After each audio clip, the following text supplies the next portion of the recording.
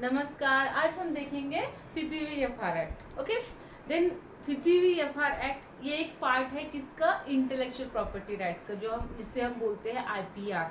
तो आईपीआर के बहुत सारे टाइप्स है, उसके 7 to 8 टाइप्स है अलग अलग। उसमें पेटेंट्स होता है, उसमें कॉपीराइट्स होता है, उसमें अपना जियोग्राफिकल इंडिकेटर्स को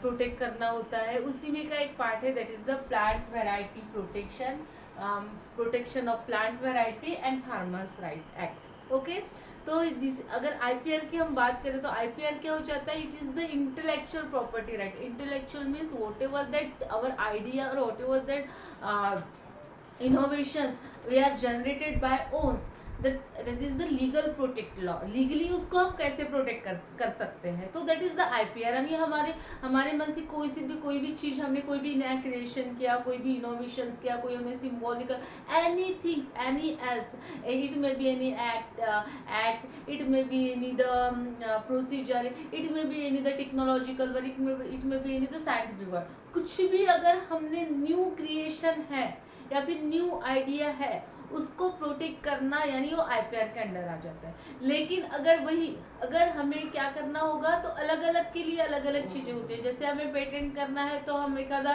प्रोसीजर निकालते हैं, उसको पेटेंट कर सकते, बुक निकालते हैं उसको पेटेंट कर सकते हैं। अगर हमें कॉपीराइट, तो कॉपीराइट एक्ट यानी हम बुक्स वगैरह के लिए होती है। वैसे ही जियोग्राफिकल इंडिकेशंस, उस एरिया के कुछ भी, अगर बनारसी साड़ी हो या फिर हिमाचल की सेब हो या फिर जलगांव की बनानास हो, लाइक दैट, तो जियोग्राफिकल इंडिकेशन में चले जाता है। वैसे ही डिजाइनिंग एक्ट, तो कुछ भी हमने डिजाइन बना लिया, कुछ भी हमने सिम्बॉल्स वगैरह, वो डिजाइनिंग एक्ट में चला जाता है। तो ऐसे सब कुछ उसमें आता है। लेकिन उसमें एक बच गया था क्या, प्लांट वेराइटी। क्या बच गया था, प्लांट वेराइटी। प्लांट वेराइटी को अगर हमें प्रोटेक्ट करना है तो हम किस एक्ट के थ्रू, कौन से राइट के थ्रू इसको प्रोटेक्ट करेंगे। तो एक्चुअल में जब क्या हुआ था, whenever that India sign part of the WTO, जब इंडिया डब्ल्यूटीओ का पार्ट बना, तब उसको एक TRIPS trades tariffs and TRIPS के ऊपर जो एग्रीमेंट था, ट्रिप्स का टैरिफ एंड ट्रिप करके, तो उसके ऊपर उसको साइन करना पड़ा कि आप डब्ल्यूटीओ के मेंबर हो, आप वर्ल्ड ट्रेड ऑर्गेनाइजेशन के मेंबर हो, तो आपको इस एग्रीमेंट के ऊपर साइन करना होगा। ओके, तो साइन करना होगा, तो फिर उसके अंदर ऐसा भी लिखा गया था कि whenever you develop the new plant variety, you should have to protect by the different intellectual property right. तो उनको बताया गया था कि अगर आपके इंडिया में कुछ नया वैरायटी निकलता है, प्लांट वैरायटी, तो उसको आपको प्रोटेक्ट करना होगा आईपीआर के अंडर। ओके, आईपीआर यानी इंटेलेक्चुअल प्रॉपर्टी राइट। जो मैंने सब कुछ बताया वो पार्ट से, इंटेलेक्चुअल प्रॉपर्टी यानी जो भी आइडिया हम जनरेट करते हैं उसको प्रोटेक्ट करना।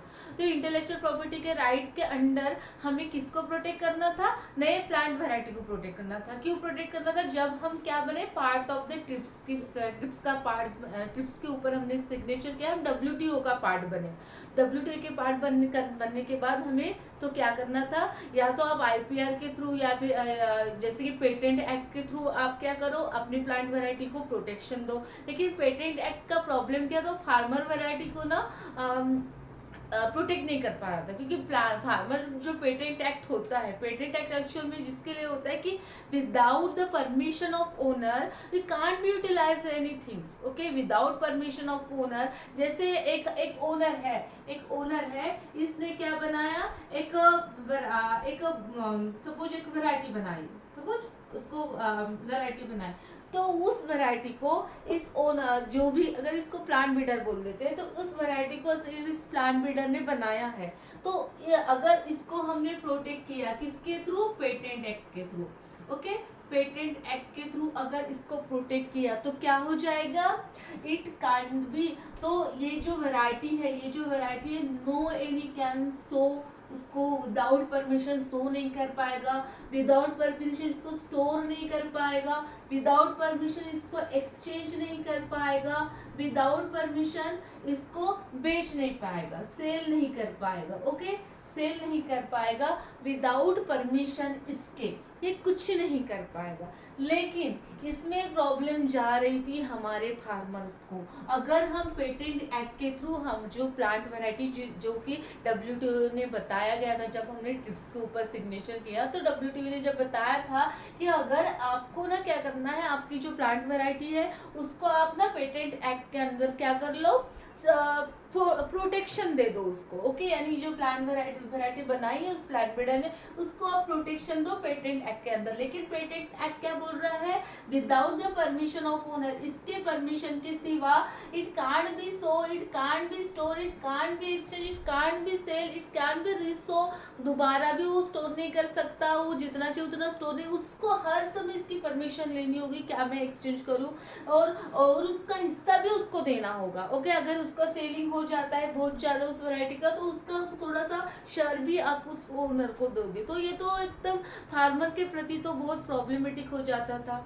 तो फिर उन्होंने बताया कि ठीक है, आप पेटेंट के अंदर तो नहीं प्रोटेक्ट कर सकते न्यू प्लांट वैरायटी को, तो एक काम करो, सुई जेनेरिक सिस्टम के अंदर प्रोटेक्ट करो। किसके अंदर, या फिर सुई जेनेरिक सिस्टम। आपने बहुत बार पढ़ा होगा कि सुई जेनेरिक सिस्टम IPR में आती है। ओके, सुई जेनेरिक सिस्टम यानी ये जो सिस्टम होती है वो खुद की बनाई हुई प्रोसीजर। जो पेटेंट एक्ट है वो पूरा वर्ल्ड के लिए एक समान होगा। ओके, पूरे वर्ल्ड के लिए। लेकिन अब ऐसी कोई चीज है जो इसके अंडर नहीं आती, जो भी पूरे एक्ट थे IPR के बहुत सारे एक्ट थे। ओके, तो IPR का ही एक एक्ट कौन सा था, पेटेंट एक्ट था। तो अब न्यू वैरायटी को हम किसके थ्रू प्रोटेक्ट कर सकते हैं, तो पेटेंट एक्ट के थ्रू, या फिर कॉपीराइट के थ्रू भी हम क्या कर सकते थे, अगर प्रोसीजर वगैरह है तो कॉपीराइट के थ्रू, या फिर मोस्टली पेटेंट एक्ट के थ्रू हम प्रोटेक्ट कर सकते थे। लेकिन जो कॉपीराइट है, पेटेंट एक्ट है, बहुत सारे जो IPR के लॉज है वो without permission of owner it can't B use anything. आप ना ओरिजिनल जो ओनर है उसकी आपको परमिशन लेनी होगी। तो फिर इन्होंने क्या किया, ठीक है भाई, हम पेटेंट एक्ट नहीं अपनाएंगे, इसको क्या करने के लिए, हमारी जो नई प्लांट वैरायटी है उसको प्रोटेक्ट करने के लिए हम पेटेंट एक्ट नहीं अप्लाई करेंगे, हम सुई जेनेरिक का अप्लाई करेंगे। सुई जेनेरिक सिस्टम यानी आप उसके अकॉर्डिंग जो भी कम्युनिटी है उसको, आपको जो कम्युनिटी यानी ये उसको, जिसको आपको प्रोटेक्ट करना है उसके हिसाब से आप अपनी अपनी क्या कर सकते हो, एक प्रोसीजर बना सकते हो, और उसके थ्रू आप क्या कर सकते हो, protect. Sui generic system is our own procedure, हम ही बनाएंगे कि हमारी वैरायटी को कैसे हमें प्रोटेक्ट करना है, वो मेथड हम बनाएंगे, रजिस्ट्रेशन की मेथड हम बनाएंगे, वो सभी चीजें जो रिक्वायर्ड है नए प्लांट वैरायटी को प्रोटेक्शन करने के लिए वो हम खुद बनाएंगे। तो ठीक है भाई, उन्होंने क्या कहा, जो भी ट्रिप्स के एग्रीमेंट है, ट्रिप्स के एग्रीमेंट है, उसके अंडर बोल दिया कि हम पेटेंट एक्ट के थ्रू नहीं, हम सुई जेनेरिक के थ्रू उसको बनाएंगे। ओके, उसको प्रोटेक्ट करेंगे, कौन से, इस न्यू प्लांट वैरायटी को। ओके, तो जो न्यू प्लांट वैरायटी को जिसके सुई जेनेरिक सिस्टम के अंडर हमें प्रोटेक्ट करना था, तो उसी सिस्टम को हमने नाम क्या दे दिया, PPVFR एक्ट। PPVFR एक्ट जो कि हमने साइन किया 2001 में, कितना, 13 अक्टूबर 2001 से ये पारित हो गया पूरा। फर्स्ट टाइम तो लोकसभा में इसको पास किया गया, फर्स्ट टाइम उसको यानी जो निवेदन है वो डाला गया 9 अगस्त को 2001 में, और 13 अगस्त को राज्यसभा लोकसभा दोनों ने इसको परमिशन दे दी कि भाई आप ना क्या कर सकते हो, ये एक्ट बना सकते हो जिसके थ्रू आप जो भी नई प्लांट वैरायटी बनाओगे उसको प्रोटेक्शन मिलेगा। ओके, उसको प्रोटेक्शन मिलेगा। तो उसमें एक था प्लांट ब्रीडर राइट्स थे और एक था फार्मर राइट्स थे। ओके, प्लांट ब्रीडर राइट्स थे और फार्मर राइट्स थे, यानी जो भी सिस्टम है वो ऐसे ही चल रही थी पेटेंट एक्ट के जैसे। लेकिन इसमें अलग से फार्मर को अलग राइट दिए गए कि फार्मर क्या कर सकता है, कौन सी भी variety without permission of that owner, it can be sell, it can be so, it can be restore, it can be exchange. ये फार्मर को एक न आपको रेस्ट्रिक्शन से उसको बरी कर दिया है, क्योंकि आप कुछ भी कर सकते हो अपने खेत में। आपने जो वैरायटी, नई वैरायटी जो लॉन्च किया है प्लांट ब्रीडर ने, तो आपको जरूरत नहीं है कि प्लांट ब्रीडर को भाई साहब हम आपकी वैरायटी लगाए क्या, आपकी वैरायटी का बाजार में उन्होंने तो बेचने के लिए ही लगाया था, उन्होंने तो फार्मर के लिए ही तो वैरायटी बनाई थी। लेकिन वो हर समय ब्रीडर को तो पूछने के लिए नहीं जाएगा तो मेरा इतना इतना ईल्ड हुआ है, क्या मैं इसको बेच सकता हूँ, क्या मैं इस व्यापारी को बेच सकता हूँ, क्या मैं इसको स्टोर करके रख सकता हूँ, क्या मैं इसको थोड़े अगले साल भी लगा सकता हूँ, ये हर टाइम वो पूछेगा नहीं। ये हो जाते हैं अपने फार्मर, राइट। यानी फार्मर को खुली छूट दी गई कि भाई आप उस वैरायटी के साथ कुछ भी कर सकते हो, आप स्टोर कर सकते हो, रिसो कर सकते हो, आप जितना मन चाहे उतना दिन आप स्टोर कर सकते हो। व्यापारी के इसमें धार नहीं पड़ती है, फार्मर के यहाँ पे नहीं। फार्मर अपनी इच्छा के अकॉर्डिंग उसको स्टोर कर सकता है, इच्छा के अकॉर्डिंग उसको जब चाहे तब प्लांट कर सकता है, सो कर सकता है, जब चाहे तब उसको बेच सकता है, जब चाहे तब उससे इकोनॉमिकल बेनिफिट निकाल सकता है। उसको प्लांट ब्रीडर को पूछने की जरूरत नहीं। और वही एक हो जाते हैं प्लांट ब्रीडर राइट्स। तो प्लांट ब्रीडर राइट्स में क्या होता है कि प्लांट ब्रीडर ने जो भी वैरायटी बनाई है उसको वो वैरायटी वो दूसरे प्लांट ब्रीडर को नए प्लांट वैरायटी बनाने के लिए एज अ रॉ मटेरियल दे सकता है। वही और उसकी वैरायटी वो फार्मर्स को भी लगाने के लिए दे सकता है। वो ये छूट मिल गई ब्रीडर्स को, ओके, ये छूट मिल गई ब्रीडर्स को। तो इसी के थ्रू ये डाले गए एक्स्ट्रा के पेटेंट में। तो एक्स्ट्रा के यानी जो थी प्रोटेक्शन तो मिलेगा, जो भी एखादा ब्रीडर प्लांट ब्रीडर वैरायटी बनाता है तो उसको प्रोटेक्शन मिलेगा। वो वैरायटी ऐसे ही कोई अपने नाम पे नहीं चढ़ा सकता है, भाई इसने नहीं बनाई मैं नहीं बना, ऐसे नहीं बोल सकता। उसी को उसका शेयर मिलेगा। अगर वो बहुत उसका अगर पब्लिसिटी हो रही, बहुत अच्छा ईल्ड दे रहे, तो इट विल बी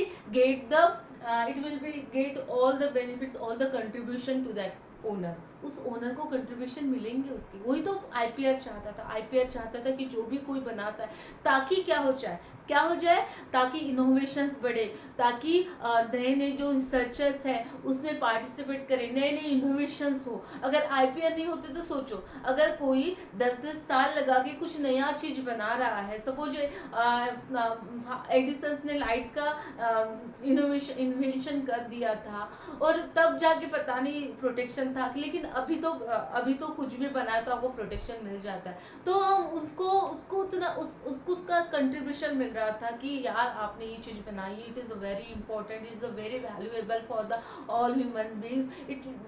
तो उसका और उसके बाद उसका जो यूज होता है अदर थिंग्स में, what ever that use in that anyone, अगर अदर कंट्री ने बोल दिया कि ये वाला जो आपने सिस्टम बनाई it is very useful, I will be purchase in that amount, तो उसको उसका शेयर मिलेगा। अदरवाइज अगर बोल दिया कि ये आपने प्रोसीजर निकाले, तो एक आधी डीएनए आइसोलेशन की प्रोसीजर है और वो उन्होंने हमारे इंडियन साइंटिस्ट ने उसको इन्वेंट किया है, तो जब भी वो डीएनए आइसोलेशन का प्रोसीजर को यूज करेगा उसका शेयर उसको हमें देना होगा। उसका आपको जो भी उससे बेनिफिट, इकोनॉमिकल बेनिफिट लोगे तो उसका इकोनॉमिकल बेनिफिट का भी शेयर आपको मिलेगा। तो लाइक दैट, तो ये अगर नई प्लांट वैरायटी आप बनाते हो तो आपको उसका शेयर मिलेगा, उसको प्रोटेक्शन मिलेगा, वो आपके नाम की रहेगी, उसका कंट्रीब्यूशन टोटली आपको जाएगा। तो that is the main objective of IPR. IPR का ऑब्जेक्टिव ये था। और सेकंड ऑब्जेक्टिव था कि new research, new innovations are increases speedily, बहुत स्पीडली नए नए इनोवेशंस हो, नए वेराइटीज बने, नए नए टेक्नोलॉजीज डेवलप हो, उसमें एकदम से क्या हो जाए, एकदम यानी ऐसे मोनोपोली टाइप नहीं, उसमें हर एक लोग को उसको, क्योंकि उसका कंट्रीब्यूशन मिल रहा है, तो वो उसमें 10-10 साल अगर वो बना रहा है तो उसको तो कंट्रीब्यूशन मिल रहा है ना। अदरवाइज वो क्यों इन्वेस्ट करेगा अपने लाइफ के इतने सारे दिन और बनाएगा कुछ तो भी नया और उसका कोई कंट्रीब्यूशन भी नहीं मिल रहा है। तो उसको उसका कंट्रीब्यूशन दिलवाता है कौन? आईपीआर। आईपीआर यानी इंटेलेक्चुअल प्रॉपर्टी राइट। जो भी आपने प्रॉपर्टी है आपकी खुद से माइंड की जनरेट की गई, खुद का इनोवेशन किए गया, तो उसको आपको कंट्रीब्यूशन, उसका आपको कंट्रीब्यूशन दिलाएगा ये आईपीआर। तो वही अगर आप नई प्लांट वैरायटीज अगर बना रहे हो एग्रीकल्चर में, तो उसको प्रोटेक्ट करने का काम कौन करता है? PPV-FR act, protection of plant variety and farmer rights. क्या बोलते हैं इसको? Protection of plant variety and farmer rights, okay, and farmer rights. और इसके साथ ऑलवेज लिखा जाता है 2001। 2001 में ये जो लॉ है, ये जो राइट्स है, जो कि आर्टिकल 27 में दिए गए हैं, ओके, आर्टिकल 27 में दिए गए हैं। तो वो लॉज जो है, whatever that rights are important for the protection of the new plant variety, इसके थ्रू हम क्या क्या प्रोटेक्ट कर सकते हैं।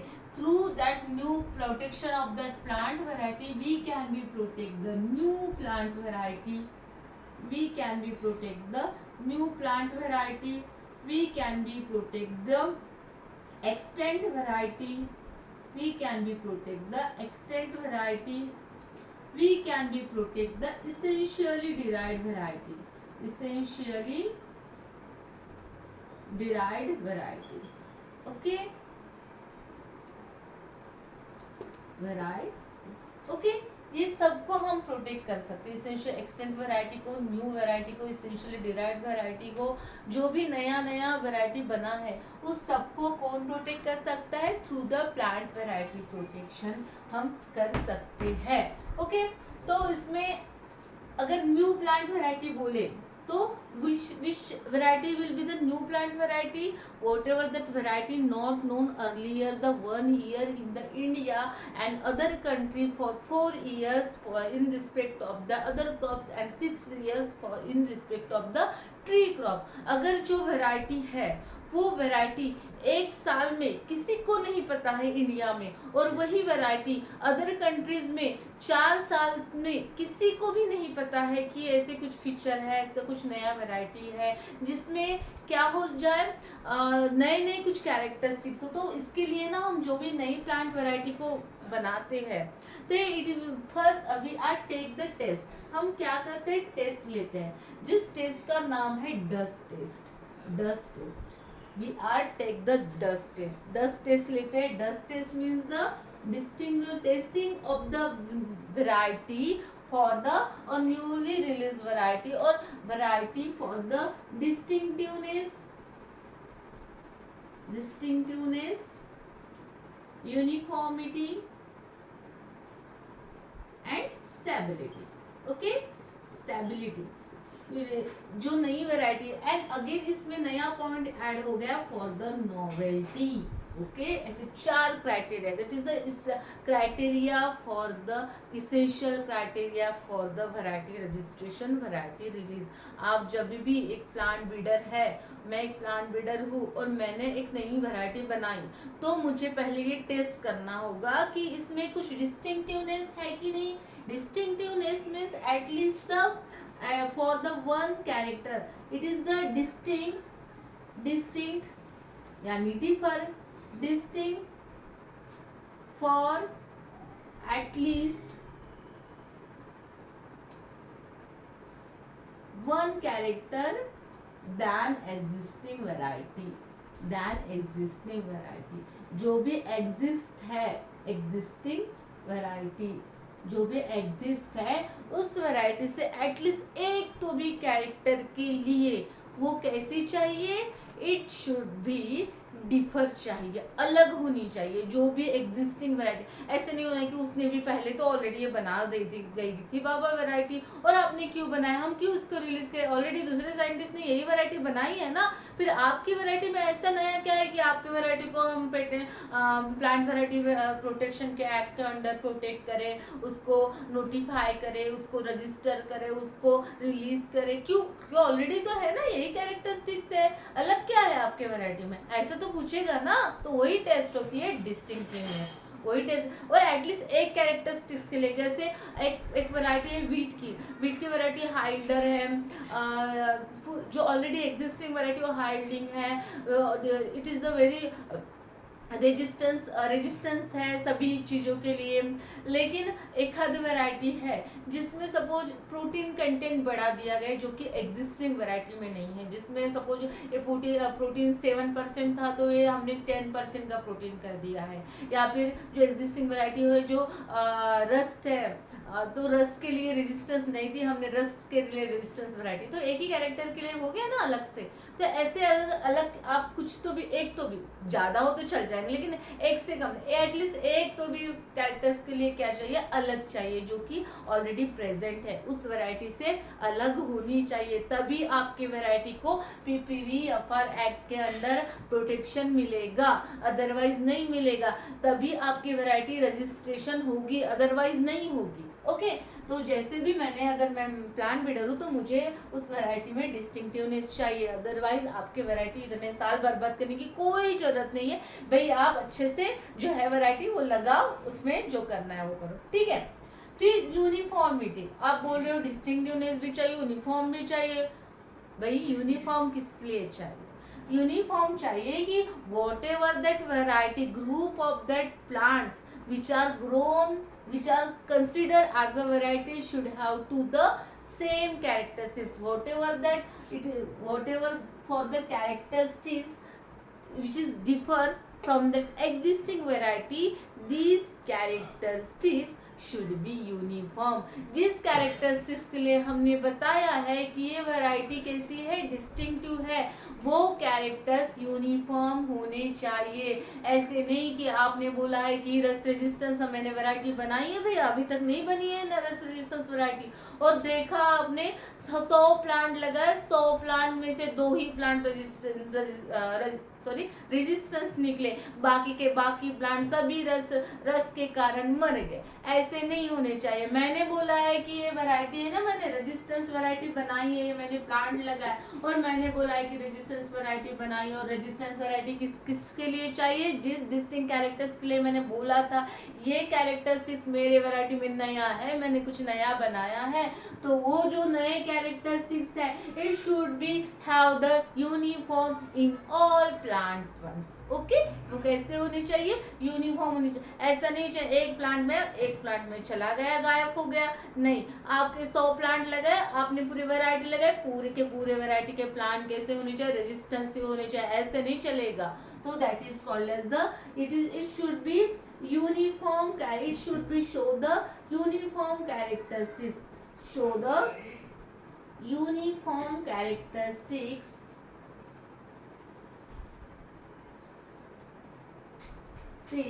for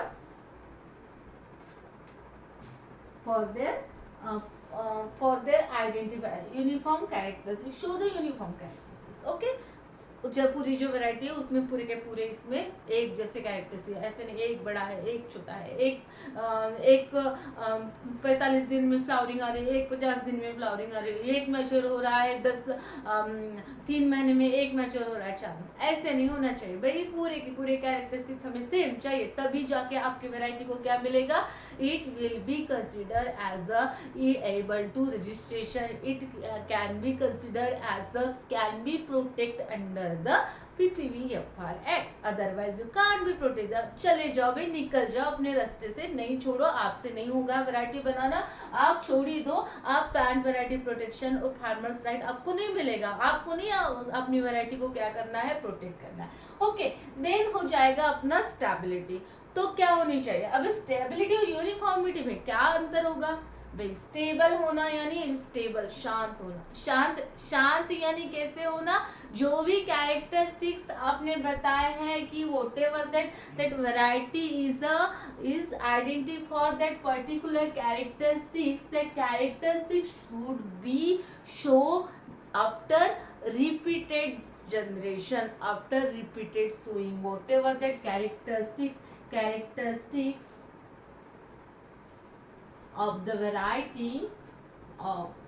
variety should be expressed in subsequent generation में ये जो आपने कैरेक्टरिस्टिक्स बताए थे वो कैरेक्टरिस्टिक्स वही के वही आनी चाहिए। भाई इस साल लगाया, हाँ भाई मस्त हील्ड, वाह वाह, बड़ी बढ़िया वैरायटी है, बहुत अच्छी वैरायटी है, डस्ट आपको रजिस्ट्रेशन दे देंगे, नहीं रजिस्ट्रेशन नहीं मिलने वाला, भाई रुको, तो आपको क्या करना है, इस साल लगाए पौधे, हाँ ठीक है भी, अच्छा ही दिया, रस्ट रेजिस्टेंस है, डिस्टिंक्टिव कैरेक्टरिस्टिक्स है, यूनिफॉर्म में सभी के सभी प्लांट रेजिस्टेंस, वाह भाई वाह, बहुत अच्छी वैरायटी बन। रुको सही, आपको क्या करना है, अगले साल भी ये वैरायटी को लेके जाना है, अगले साल भी ये सेम कैरेक्टरिस्टिक देना चाहिए, इसके अगले साल भी ये सेम कैरेक्टरिस्टिक देना चाहिए। ऐसा ना हो कि इस साल भाई रस्ट रेजिस्टेंस आ गया, अगले साल रस्ट ने खा लिया, नहीं होना चाहिए ऐसा। आपको क्या करना है, it should be uniform, it should be stable over generation, generation after generation. It means whatever the characteristics transfer generation over that is the genetical characters, whatever the characters present in that variety should be stable, it should be stable over repeated generation, it should be stable over the subsequent generation। आगे की पीढ़ियों में भी वही characteristic चाहिए, ऐसे ना हो इस साल अच्छी है पिछले साल बिगड़ गई, नहीं नहीं नहीं। तो ये हाँ ये हो गया पास भाई, यहाँ पे पास कैरेक्टरिस्टिक्स बता दिया आपने, हाँ भाई सही कैरेक्टरिस्टिक्स है, हाँ यहाँ पे पास हो गया आपकी वैरायटी। अब बोले स्टेबिलिटी, स्टेबिलिटी है, हाँ इस साल लगा, ठीक है ये कैरेक्टरिस्टिक्स है, जो मैंने बोला था डिस्टिंक्टिव कैरेक्टर्स यूनिफॉर्मिटी है, इस साल लगा है, डी यू है, इस साल लगा है, डी यू है, इस साल लगा है, डी यू है, मिल गया क्या, यस, हाँ भाई यस है, स्टेबल है आपकी variety, right. You can be go for the protection under the plant protection of the plant variety and farmer rights, उसके अंडर आप, इस राइट के अंडर आप अपने वैरायटी को प्रोटेक्ट कर सकते हो, अपने वैरायटी को रजिस्टर कर सकते हो।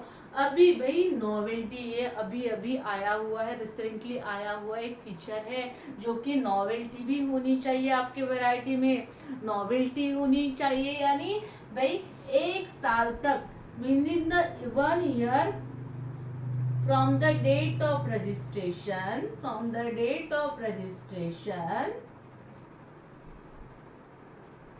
1 year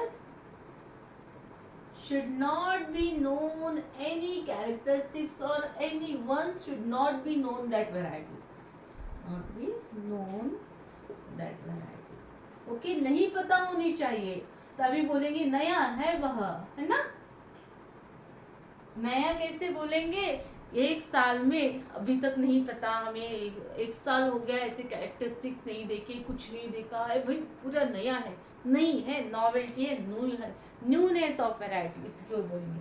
और वही in case of the all crops, okay. और अगर वही और अदर कंट्री में है, तो should not be known the previous 4 years from the date of registration, and 6 years other country में, ये कौन से हो जाता है, अदर कंट्री में 6 year from the date of registration for the fruits and trees crop, okay. Fruits and trees के लिए ये थोड़ा सा टाइमलाइन चेंज हो जाता है, अब 6 year तक ये ऐसे कैरेक्टरिस्टिक्स है उसमें कि ऐसे कैरेक्टरिस्टिक्स होते हैं, ये नहीं पता होना चाहिए किसी को भी, उसके पहले अगर होता है तो आप बोल सकते, लेकिन न्यू कब बोलेंगे, नया नया क्यों आया, नए नए कैसा आया, क्योंकि नए अभी अभी जो कैरेक्टरिस्टिक्स हैं अभी अभी वो कैरेक्टरिस्टिक्स आए हैं, पहले एक साल में तक तो नया, उसको नहीं पता होना चाहिए कि ये वैरायटी ऐसी है करके, और अदर कंट्री में 4 साल तक भी पता नहीं होना चाहिए। और अगर फ्रूट और वेजिटेबल, फ्रूट और ट्रीज होकर होंगे तो उसमें 6 year का आपको क्या दिया जाता है, प्रोटेक्शन दिया जाता है। वही अगर आपको इस वैरायटी को प्रोटेक्ट कर सकते हो तो कितने साल के लिए प्रोटेक्ट कर सकते हो, टिल द 18 year तक आप ना इसको प्रोटेक्शन कर सकते हो। ये प्रोटेक्शन जो PPVFR एक्ट है वो आपकी वैरायटी को प्रोटेक्शन, ये भी सही, ये भी सही, ये भी सही, हाँ प्रोटेक्शन मिल गया। अभी प्रोटेक्शन कितने साल के लिए मिलेगा भाई, 18 year तक आपके वैरायटी को कोई छेड़ने से, कोई बोल नहीं सकता कि ये आपकी वैरायटी नहीं है, आप ही की रहेगी। अगर और दो और एक्स्ट्रा चाहिए तो आपको और रिपीटेड रजिस्ट्रेशन करना होगा, वही आपको बताना होगा कि मेरे को रिन्यू करवाना है, वो जो मैंने रजिस्ट्रेशन किया वो रिन्यू करवाना है। वैसे तो ऐसे बहुत सारे प्लांट्स वैरायटीज होते हैं तो कि 18 साल तक चलते हैं, बाकी तो अभी बाद में तो वो गायब ही हो जाते हैं, नई वैरायटी आ जाती है। अब इस अभी अभी तो बेटा हर साल वैरायटी की नई नई आती है, तो अब 18 साल का कहा था, तो 18 साल तक आपको ये प्लांट वैरायटी प्रोटेक्शन आपको आपकी वैरायटी को प्रोटेक्ट करता रहेगा। उसके बाद भी आपको करवाना है तो आप करवा सकते हो, अदरवाइज ये छोड़ देगा भाई ये, क्योंकि नई मार्केट में नई प्लांट वैरायटी आ जाएगी तो उसको वैसे भी वो पुरानी हो जाएगी, तो उतना कुछ उसमें रहेगा नहीं। तो क्योंकि टाइम के हिसाब से वो वैरायटी क्या हो जाता है, एनवायरनमेंट चेंज होता है, सभी चीज़ें चेंज होते हैं, नए रेसेस आ जाती है, डिसीजेस की नए पेस्ट की रेसेस आ जाती है, सब कुछ नया हो जाता है, तो it can't be go for the protection under the उसके ज़्यादा वो प्रोटेक्शन नहीं करेगा आपके वैरायटी को। तो ओके, तो ये जो न्यू प्लांट वैरायटी एक्सटेंशन ये अलग अलग डेफिनेशन से अब आगे लेक्चर अभी थोड़ा लंबा हो जाएगा, अगले लेक्चर में देखेंगे। ओके, थैंक यू फ्रेंड्स, और अगर कोई डाउट होगा तो you can ask me in the comments. Thank you so much.